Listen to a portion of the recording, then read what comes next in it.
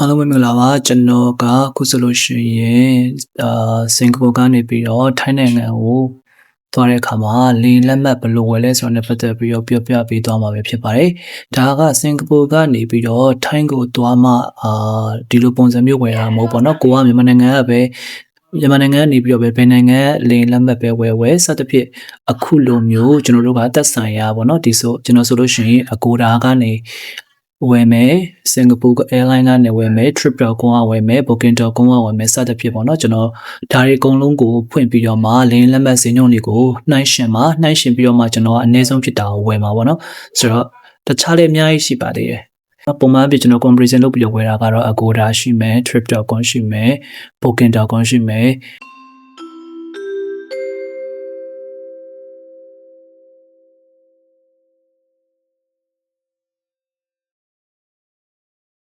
ဘာလို့ဒီကောင်ကိုစင်ကာပူ airline ကိုရွေးထားလဲဆိုတော့စင်ကာပူ airline ကဈေးကြီးမှန်းသိတယ်ဒါပေမဲ့တစ်ခါလေးကျတော့ရှင်ကျွန်တော်တို့ promotion တွေရှိတယ်အဲ့ခါကျလို့ရှင်သူအရန်ဈေးကျတယ်တခြားwebsite တွေတက်ဆိုလို့ရှင်ဈေးနေတဲ့အခါမျိုးတွေရှိတယ်ဆိုတော့ဒါကြောင့်မို့လို့ကျွန်တော်ကတစ်ခါတလေမှဒီမှာသွားပြီးတော့စစ်တာပေါ့နော်ဆိုတော့ကျွန်တော်ကလောလောဆယ်ကျွန်တော်တို့ကြည့်လိုက်အောင်ကျွန်တော်ကလေလက်မှတ်ပဲဝယ်မှာဆိုတော့ flight ကိုပဲရွေးလိုက်မယ်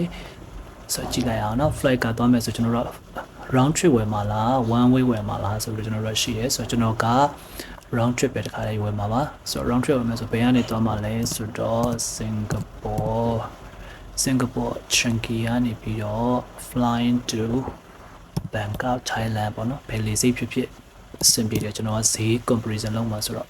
စူဝါနဲ့ဖုံမဲ့ဖြစ်ဖြစ်ဒေါ်မွန်မဲ့ဖြစ်ဖြစ်အဆင်ပြေတယ်ဆိုတော့ Bangkok ကိုရွေးလိုက်မယ် departure date departure ကကျွန်တော်က February လမှာသွားမှာဆိုတော့ February 11ကနေပြီးတော့18ထိ Chinese New Year ခွင့်ယူမှာပြီးတော့ကျွန်တော်တယောက်တည်းသွားမှာဖြစ်တဲ့အတွက် economic တယောက်တည်းသွားမှာပြီးတော့ economic ကိုရွေးလိုက်ရင်ကျွန်တော်တို့ရပြီပြီးရင်တော့ search ဒါဆိုလို့ရှိရင်တော့ Agoda ရဲ့လေယာဉ်စီးနှုန်းတွေကိုကျွန်တော်တို့စပြီးတော့တွေ့ရပြီပဲဖြစ်ပါတယ်သူကဒီမှာကကျွန်တော်တို့က currency ရွေးထားတာပေါ့နော် currency ဆိုဒီမှာဒါ currency ရွေးထားတဲ့အတွက်ဒီမှာ time back နဲ့ပြတာပေါ့ time back 9455ဒီမှာ currency change လို့ရမယ် time back နဲ့ပြတာမို့လို့တကယ်လို့ကျွန်တော်တို့ကစင်ကာပူဒေါ်လာနဲ့ပြစင်နေဆိုလို့ရှိရင်လည်းရတယ်နော်ဆိုတော့ကျွန်တော်ဒီမှာ time back ကိုရေးထားတာမို့လို့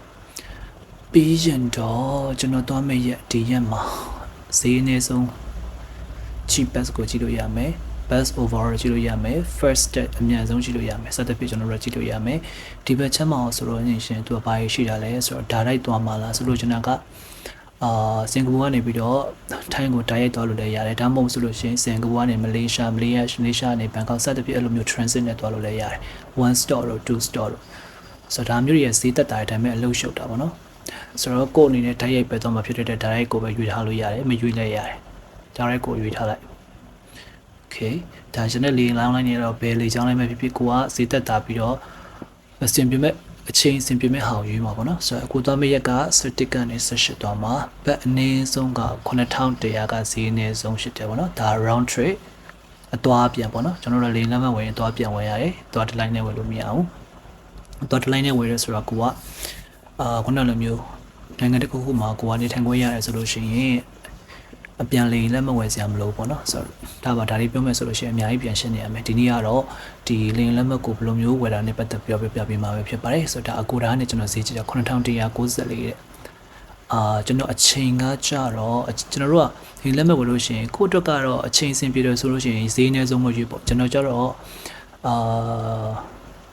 အချိန်ကိုညဘက်လောက်ကိုကျွန်တော်သွားချင်တာဆိုတော့ညဘက်လောက်သွားမှကျွန်တော်ကအဆင်ပြေမှနေခင်းဘက်ကကျွန်တော်ကရုံတက်ရအောင်ပါဆိုတော့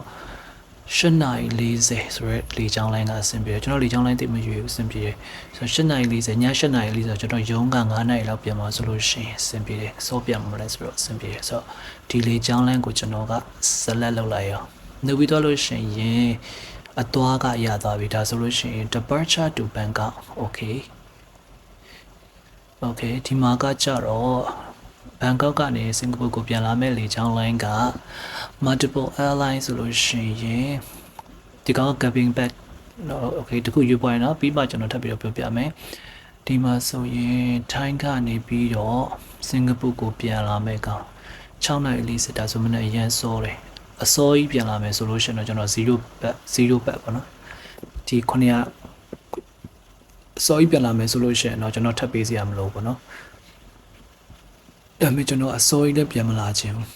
ညပိုင်းမှဆိုလို့ရှိရင်โอเคကျွန်တော် direct ကိုရေးရမယ်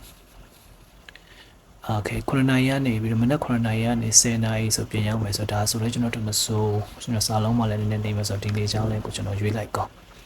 ဒါဆိုလို့ရှိရင်ရွေးပြီးသွားပြီပေါ့နော်ဒီလိုပုံစံပြရတယ်ဗျာโอเคဆိုတော့စင်ကာပူကနေပြီးတော့ညဘက်17ရက်နေ့ညထွက်မယ်ဟိုဘက်ကလည်းမိုးချုံမှရောက်မယ်22နာရီမှရောက်မယ်ပေါ့နော်ဆိုတော့10နာရီပေါ့ပြီးရင်ဟိုဘက်ကနေပဲရှိပြန်လာမှလဲဆိုတော့ထိုင်းနိုင်ငံကနေပြီးတော့ကျွန်တော်က9နာရီမနက်9နာရီကနေပြန်လာမယ်စင်ကာပူ10နာရီပဲပြန်ရောက်မယ်ဒါကျွန်တော်လေလက်မှတ်ဖြတ်ထားတာစုစုပေါင်းရက်ကတပတ်လောက်ပဲကြာတာဖြစ်တဲ့အတွက်ဗီဇာမလို့ပြီးတော့ဒီမှာ flight ticket policy ကိုလည်းကြည့်လို့ရတယ်ပြီးရင်ဒီဘက်မှာကျွန်တော်တို့ကလိုအပ်တဲ့အချက်လက်တွေဖြည့်ရတယ်ကိုယ့်ရဲ့နာမည်တွေဖြည့်မယ်ဟောဒီမှာဈေးနှုန်းတွေပေါ်လာပြီဆိုတော့သူ့ရဲ့ဈေးနှုန်းကိုဒီမှာတစ်ချက်ကြည့်လိုက်9000တော့ကြမယ် BSP blah blah blah something discount ဘယ်လောက်ပေးတယ်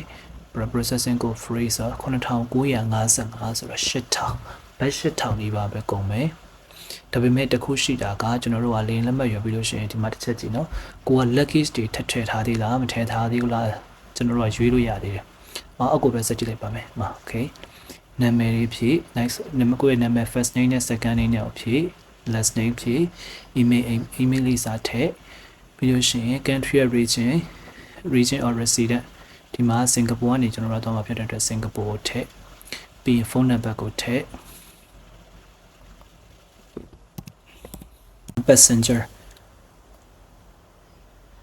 ကိုနာမည်ဒီမှာကျွန်တော်အရင်ဝယ်ထားဖို့လာရှိတဲ့အခါမှာဒါလေးနေလိုက်တန်နဲ့တန်းပါလဲကျွန်တော် register လုပ်ထားလို့ register မလုပ်တာပထမဆုံးချိန်ဆိုလို့ရှိရင်တော့ကျွန်တော်တို့ဖြည့်ရမှာပေါ့နော်ဆိုတော့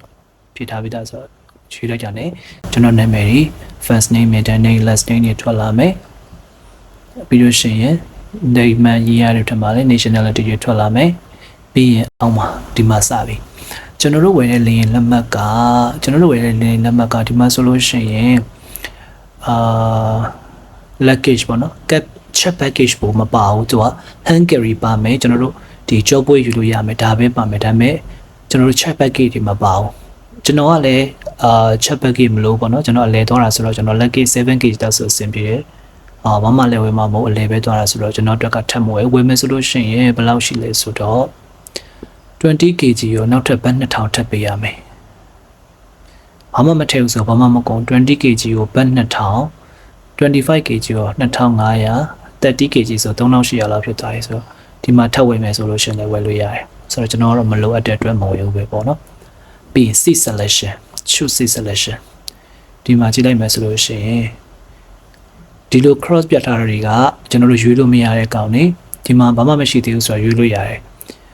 ကျွန်တော်တို့ကထိုင်ကုန်ရွေးမယ် select တက်လုပ်တယ်ဥပမာကျွန်တော်တို့ကဒါဆို select တက်ဆိုလို့ရှိရင်ဒီလိုမျိုးလေးဒါဆိုလို့ရှိရင်ကျွန်တော်တို့ကပတ်စံပေးရမယ်ဒီမှာရွေးမယ်ဆိုဒီလောက်ပေးရမယ်ထပ်ပေးရမှာပေါ့နော်ဒါလေးရင်စေးရထဲမှာမပါဘဲနဲ့ထပ်ပေးရမယ်ပတ်စံလေးဆိုတော့ပုံမှန်အားဖြင့်တော့မရွေးဘဲနေမယ်ဆိုလို့ရှိရင်လည်းရတယ်နော်မရွေးခြင်းဘူးဆိုလို့ရှိရင်ကျွန်တော်တို့ကဒီကောင်ကိုမရွေးလို့ရတယ်နှစ်ချက်ကလစ်လိုက်ပြန်ပြောက်သွားလိုက်မယ်ဆိုတော့ကျွန်တော်တို့ကမရွေးဘူးပေါ့နော်အသွားတော့စင်ကာပူကနေဘန်ကောက်သွားတော့လည်းမရွေးဘူးဘန်ကောက်ကနေပြီးတော့စင်ကာပူပြန်တဲ့အခါမှာလည်းကျွန်တော်တို့မရွေးဘူးဒါလေးတစ်ချက်ရွေးပြီးလို့ရှိရင်တမ်းမယ်ဘာမှမရွေးတဲ့အတွက်ဒီနေရာမှာဘာဈေးနှုန်းမှတက်ပြီးတော့တက်မလာအောင်ပြီးတော့နောက်တစ်ခါက upgrade your support system နဲ့ဒီဟာကကြတော့ကျွန်တော်တို့မှာ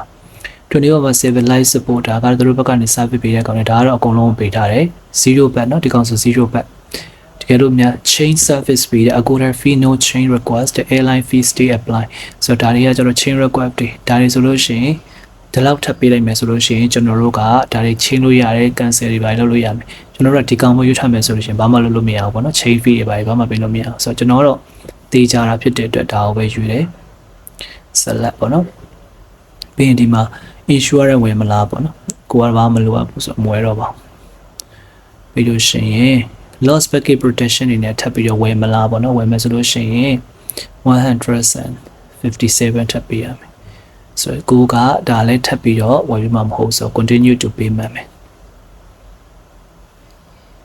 သူကတော့ဒီမှာထပ်ပြီးတော့ offer ထပ်လုပ်တာကကြတော့ bonus promotion code 314 တော့အကုန်လုံးရမယ်ဆိုတော့ no thanks ပေါ့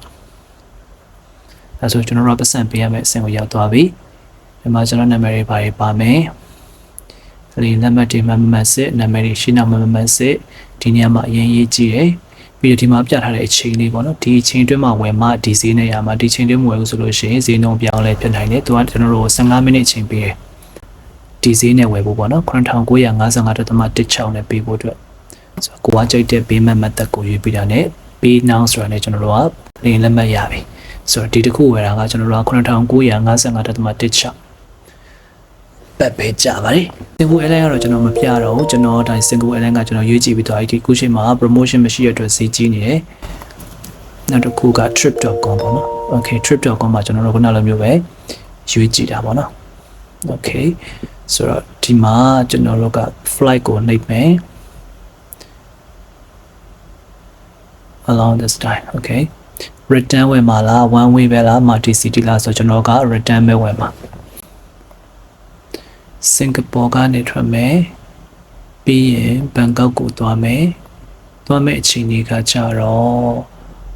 17ရက်နေ့ကနေပြီးတော့18ရက်နေ့ထိသွားမယ် okay February 17 to February 18ဒီမှာကျတော့ currency ကစင်ကာပူဒေါ်လာနဲ့ပြတယ်ဒီကောင်ထိုင်းဘတ်ပြောင်းချင်တယ်ဆိုလို့ရှိရင်လည်းရတယ်ဆိုတော့ကျွန်တော်တို့ဒီမှာ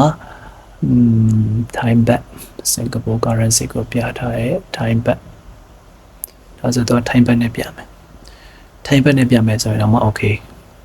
အခုဒီမှာဆိုလို့ရှိရင်မြင်ရတဲ့အတိုင်းပဲစင်ကာပူကနေဘန်ကောက်သွားမယ် February 17ကနေပြီးတော့ February 18ထိသွားမယ်ဆိုရင်သူရှိမှရှိတဲ့လေကြောင်းလိုင်းတွေရဲ့ direct flight အနည်းဆုံးဈေးနှုန်းကဘယ်လောက်ထိရှိမလဲဆိုတော့8060ကနေစမယ်အကိုဒါရဲ့ payment ကိုတစ်ချက်ပြမယ်အကိုဒါရဲ့ payment ကအကုန်လုံးပေါင်း9955.16ပဲကြာမယ်ဒီကောင်က trip.com 8060လောက်ကြာတယ်ဒါအနည်းဆုံးဈေးနှုန်း17နဲ့18ချားတယ်သွားမယ်ဆိုရင်ပေါ့နော်တကယ်လို့မြတ်ကိုက10နဲ့19ဆိုရင်4000ကျော်ပဲကြာမယ်ဈေးနှုန်းကတအားกว่าတယ်ဒီနေရာကအရင် high rate ဖြစ်တယ်တကယ်လို့ကို့အချိန်ကိုတချို့တွေမှာအချိန်ရွေးနိုင်တယ်ကိုကနောက်ကျမှသွားနိုင်တယ်ဆော့ပြီးတော့မှဝင်နိုင်တယ်ဆိုလို့ရှိရင်မဒါကိုရွေးနေမှာဆိုလို့ရှိရင်4000ဆိုတော့တဝက်ဈေးတိရတယ်ဒီနေရာဈေးကြီးတယ်ဆိုတာတော်တော်များများကဒီနေ့မှာခရီးသွားကြတာများလို့ပဲဖြစ်ပါတယ်ဆိုတော့ကြည့်မယ်နော်ဆိုတော့8000ဒီအနည်းဆုံးပဲဆက်လက်လိုက်8000စီအနည်းဆုံးပဲဆက်လက်ပြီးလို့ရှိရင်တခုခုရွေးရမယ်ကျွန်တော်က9နာရီတဲ့ကျွန်တော်ကမိုးချုပ်မှသွားလို့ရမှာဆိုတော့16မနေ့ပိုင်းရုံးတက်အောင်မှာဆိုတော့23ရက်နေ့ Philippine Airlines နဲ့1000ကျော်တယ်ဖြစ်နိုင်တယ်ဆိုတော့သူ့မှာအချိန်တော့မကျန်တော့16နာရီတခုပဲရှိတယ် departure 17သူ့မှာမရှိဘူး cheaper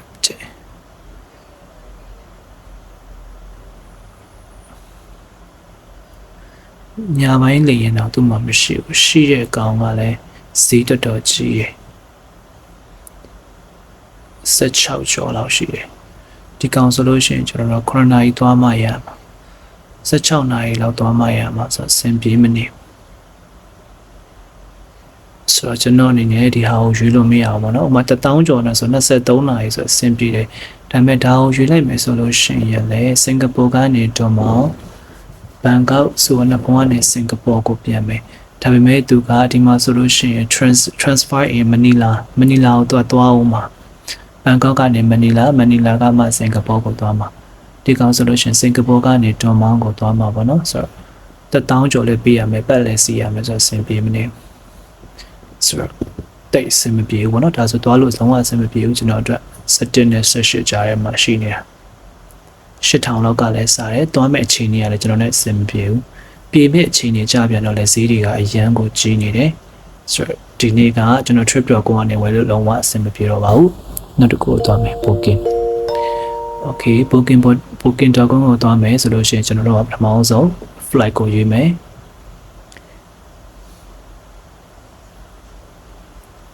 ပြီးရင်ကျွန်တော်တို့က one way လား round trip လားကိုက round trip ဖြစ်တဲ့အတွက် round trip ကိုရွေး Singapore or airport okay အဆင်ပြေတယ် round trip going to Thailand ဒီ H လောက်ဆိုရပြီ Thailand Asia travel date ကိုကျွန်တော်တို့ရွေးမယ် February 11 to February 18 Adaka 1 search flight and hotel လည်းရွေးထားတာမို့ cheaper stop is okay clear filter search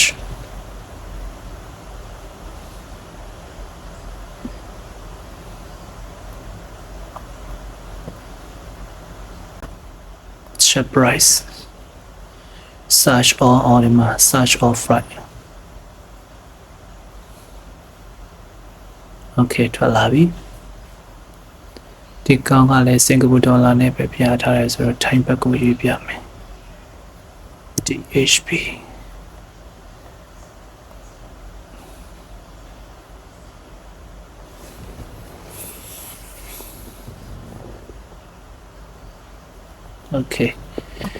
okay ကျွန်တော်တို့ကနေပြီးအချိန်ကြည့်မယ်ပေါ့နော်ဒါဆိုလို့ရှိရင်သူ့ဘက်က offer ပေးထားတဲ့အချိန်ကြီးကကြတော့9နာရီ6နာရီ40 AM 9နာရီကနေ4နာရီ20ရောက်မယ်6နာရီ40ရက်နဲ့ထွက်မယ်9နာရီ5မိနစ်19ရက်နေ့မနေ့ပြန်ရောက်မယ်ဆိုရှင်ရက်နေ့ထွက်19ရက်နေ့မနေ့ပိုင်းမှရောက်မှာ Oh my god what ဘယ်လိုရောက် plan ထားရလဲကွယ်ဒါ cheapest ဈေးနှုန်းလေး cheapest တောင်မှ8000ကျော်တယ်ဆိုတော့ဒီမှာ comparison လုပ်လို့ရပြီကျွန်တော်တို့ booking.com ကဝယ်မယ်ဆိုလို့ရှိရင်လည်းအနည်းဆုံး cheapest ကျော်တောင်မှ8300ရှိတယ် trip.com ကလည်း8000ကျော်ရှိမယ်အဲ့တော့ဈေးအနည်းဆုံးကတော့ကျွန်တော်နေရွေးထားတာ Agoda ပေါ့နော် Agoda ကျွန်တော်6မိနစ်ပဲစောင့်တော့မှာဆိုတော့ Agoda နဲ့ကျွန်တော်လည်းအဆင်ပြေရလို့ပြောလိုက်ရတယ်ဆိုတော့ဒါလေးကိုကျွန်တော်တစ်ချက်တော့ပြန်ပြီးတော့ confirm လုပ်မယ်ပေါ့နော် view flight detail and policy okay Singapore Changi Airport Thai Economic Class FD350 Airbus A320 Bangkok 2042 2210 11 okay Bangkok to Singapore 7 February 18 to Singapore February 18 okay package allowance could be 1 piece per person 7 kg HP dimension lunch weight our price cannot exceed 56 no fee okay Singapore to Bangkok also no fee so this one confirm no package cancellation your ticket cannot be cancelled for any refund cancel လို့မရအောင်ပေါ့နော် okay simple route package policy okay အကုန်လုံး simple ပိတ်လိုက်ဒါဆို flight ကလည်း simple သွားပြီ price ကလည်း9955ပဲကြာမယ်9955ပဲကြာမယ်ဆိုလို့ရှိရင် simple ရလို့ပဲပြောလို့ရအောင်နော်ဆိုတော့ကျွန်တော်တို့ဒီမှာကန်နေပေးမယ် QR payment digital payment online banking key black true money နဲ့ပေးမှာလား pay now လား QR payment 8000 or QR payment ဆိုရင်8000ပေးရမယ် credit card နဲ့ဆိုလို့ရှိရင်9900ပဲပေးရမယ် save get first step ပေါ့နော်ဆိုတော့ကျွန်တော်တို့ကကန်နေပေးရမယ်ဆိုတော့1ပေါ့နော်ကတ်နေโอเค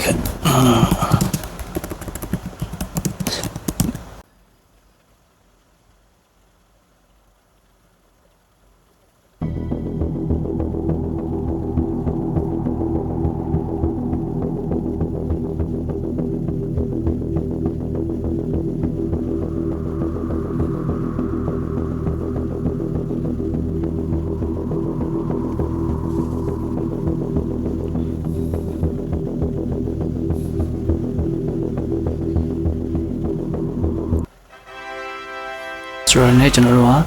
thank you for your payments ရလေးဖြစ်တယ် customer information payment information booking confirm cannot refundable booking ID blah blah airline reference blah blah ဆိုပြီးရလာမယ် customer service ဆိုပြီးပြ flight detail to your registered email usually within 2 hours please wait up to 24 hours and check your flight